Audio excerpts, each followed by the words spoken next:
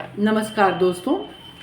सबसे बड़ा रहस्य का जो चैप्टर 6 है, भावनाओं की शक्ति को समझना, ये बहुत ही इम्पोर्टेंट टॉपिक है जो कि एक बार यदि आप अपने जीवन में अमल में ले आओगे तो मुझे नहीं लगता कि आपका जीवन किसी भी तरीके से आपके सपनों के अनुसार नहीं हो सकता। यहाँ पे नकारात्मक भावनाएं विनाशकारी होती हैं, सकारात्मक भावनाएं सृजनात्मक होती है। भावना क्या है? भावना एक ऊर्जा है जो आपके शरीर को प्रफुल्लित करता है। दोस्तों, डॉक्टर के अनुसार ये शरीर एक मशीन है, लेकिन इतना रिसर्च होने के बावजूद भी डॉक्टर जो हैं खून बढ़ाने की दवाई दे सकते हैं, लेकिन खून बनाने की दवाई नहीं दे सकते। मतलब कुछ चीज़ें हैं जो हमें संचालित कर रही है। डॉक्टर चाहकर भी हमारी सांस नहीं दे सकते।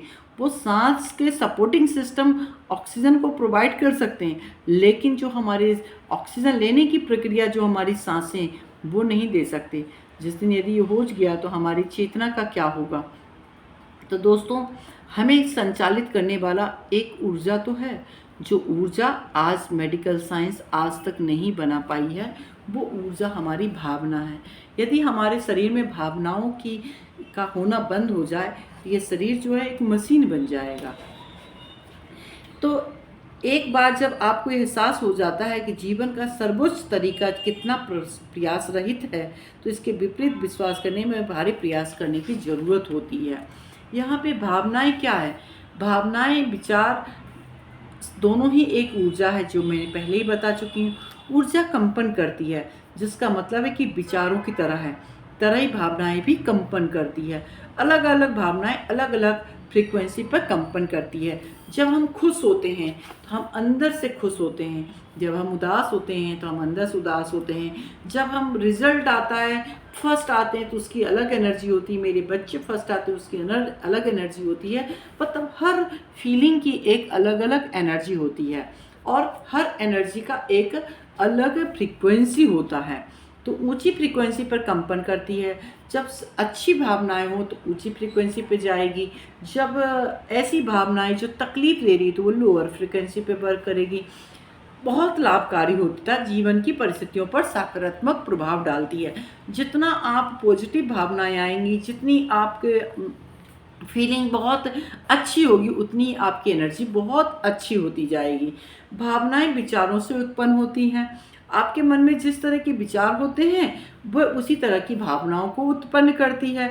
सुखद विचार होने पे आप सुखद महसूस करते हैं, दुखद विचार होने पे आप दुखद महसूस करते हैं। जिनसे ज़्यादा सुखद विचार उत्पन्न होते हैं, इसी तरह आप क्रोधित महसूस करते हैं तो क्रोध की फ्रीक्वेंसी होती है आपके पास में। जब आप जान गए कि कोई भी चीज़ बाहर से अस्तित्व में नहीं आती है, तो हर चीज़ पहले अंदर सोचने और महसूस करने से ही आती है।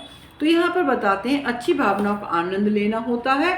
वह आनंद की अभिव्यक्ति है, हमें आनंद की ओर ले जाती है, हमारी सच्ची प्रकृति है। और यहाँ पे बताते हैं कि जो हमारी आनंद में, खुश में रहना, वो हमारी पहली अच्छी प्रवृत्ति है। यही हमारी सात्विक प्रवृत्ति है, जो कि हमने पहले और दूसरे अध्याय में जान चुके हैं कि खुश रहना ही हमारी प्रवृत्ति है, प्रेम में रहना ही हमारी वास्तविक प्रवृत्ति है।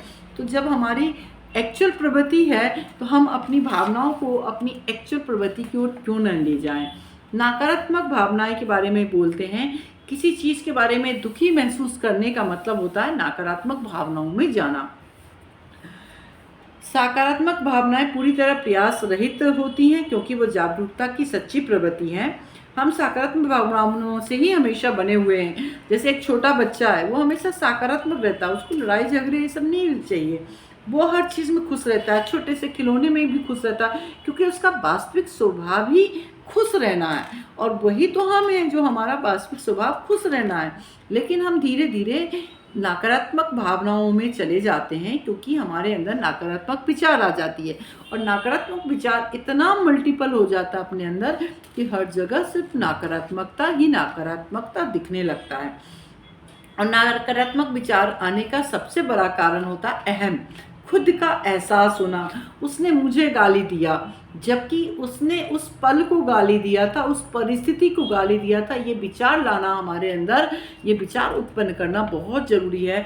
जैसे गौतम बुद्ध ने अपने अंदर एक विचार लेकर आए थे, कोई उन्हें गाली देता था तो वो कहते थे मैंने स्वीकार ही नहीं किया। स्वीकार नहीं करना, उन्होंने अपने मन को एक विचार दिया कि जो चीज़ मैं स्वीकार नहीं करूँगा उसके तुम्हें बुरा नहीं लगना चाहिए। तो ऐसे ही हम अपने मन को भी मैसेज दे सकते हैं और फिर हमारा मन भी उसी के अनुसार भावनाएं उत्पन्न करेगा। जब आप पर्याप्त अहंकार को जाने देते हैं तो आप स्वाभाविक रूप से अपने स्वयं की शांति और आनंद को महसूस करने लगते हैं और इस लेवल पे आने के बाद आपके विचार जो अच्छे हो जाते हैं, आपकी भावनाएं अच्छी हो जाती हैं। प्रेम प्रयास रहित होता है। प्रेम पाने के लिए प्रयास करने की ज़रूरत नहीं होती। जैसे प्राकृतिक में किसी प्रकार का कोई भी म्यूजिक नहीं चलता, कोई भी इंस्ट्रूमेंट नहीं चलता, लेकिन प्रकृति एक खूबसूरत संगीत सुनाती है क्योंकि वो प्रेम से भरी हुई है। लेकिन नफ़रत के लिए बहुत कोशिश करनी होती है। जितना हम नफ़रत को करते हैं उतना ज़्यादा और हमें मेहनत करना होता है। जैसे घृणा और घृणा की ओर लेके जाती है, लेकिन प्रेम के लिए अफोर्ड नहीं करने की ज़रूरत होती क्योंकि प्रेम तो हमारा वास्तविक स्वरूप है। अब घृणा कहाँ से उत्पन्न होती है? तो घृणा दफन भावनाओं से होती है। अब दफन भावनाएं कहाँ से आती हैं?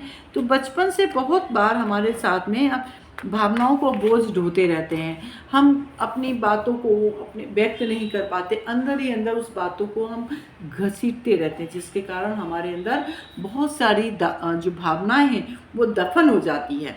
लेकिन वो हमारे मन में, अवचेतन मन में जाकर वो बैठ जाती है और समय के अनुसार वो भावनाएं निकलती हैं, वो विचार निकलता और हमें तकलीफ़ देता है। इसलिए यहाँ पर राइटर बहुत अच्छे से बोलती हैं कि आपको अपने हायर फ्रीक्वेंसी में रहने की ज़रूरत है, अपने आप को सिकुड़ने की ज़रूरत नहीं है। आप एक अंदरूनी काम कर सकते हैं, अपने आप को मैसेज दे सकते हैं, अपने विचारों को, अपनी भावनाओं को, और उसके अनुसार आप अपने आप को बदल सकते हैं। कभी भी भड़ास निकालना, गुस्सा होना ये नहीं है। आप किस तरीके से अपने गुस्से को निकाल सकते हैं? आप अपने गुस्से को ग्रेटिट्यूड के रूप में निकाल सकते हैं, क्षमा के रूप में निकाल सकते हैं। आप अपने जागरूकता की अवस्था में जाकर अपने उस विचार को फिर से क्लियर देख सकते हैं और ये सोच ला सकते हैं वो विचार, वो बातें तो उस समय उस परिस्थिति की थी, आज की परिस्थिति अलग है, आज की फीलिंग अलग है, आज की आवश्यकता अलग है और उसके अनुसार हम अपने आप को बदल सकते हैं। जैसे सपोज़ मान लीजिए मेरे मन में एक छोटा बच्चा है, उसके 3-4 भाई बहन हैं और एक बच्चे को ज़्यादा प्यार मिला, दूसरे को नहीं मिला, तो उस बच्चे के मन में ये फीलिंग आ जाती है कि हमें प्यार नहीं मिला। कई बार उसको उसकी इच्छा के सामान नहीं मिलते हैं, छोटे भाई बहन को ज़्यादा मिल जाते हैं, तो उसके मन में फीलिंग आती कि छोटे को ज़्यादा प्यार करते, बड़े को नहीं करते, बीच वाले को नहीं करते। ऐसे तमाम इच्छाओं को हम दबाए रखते हैं। लेकिन यदि आज हमारी उम्र की अवस्था आ जाए तो हमें ये सोचना चाहिए कि वो समय की परिस्थिति थी, आज की परिस्थिति तो प्यार पाना अनंत है, अनंत लोगों से मिल सकता है। तो हम अपनी विचारों को बदल कर, अपनी भावनाओं को बदल कर हम अपने जीवन को बेहतर कर सकते हैं और आगे के जीवन को भी बहुत विशेष बना सकते हैं। दोस्तों, अपने विचार और अपनी भावनाओं पे काम करें। सबसे बड़ा रहस्य आपके सामने अपने आप आएगा, वो जागरूक अवस्था, जिस अवस्था ने आपको प्रेम और करुणा और सर्वोन्नति के लिए आपको बनाया है। तो नेक्स्ट चैप्टर में पढ़ने के बाद आपके साथ में फिर से साझा करूँगी। नमस्कार।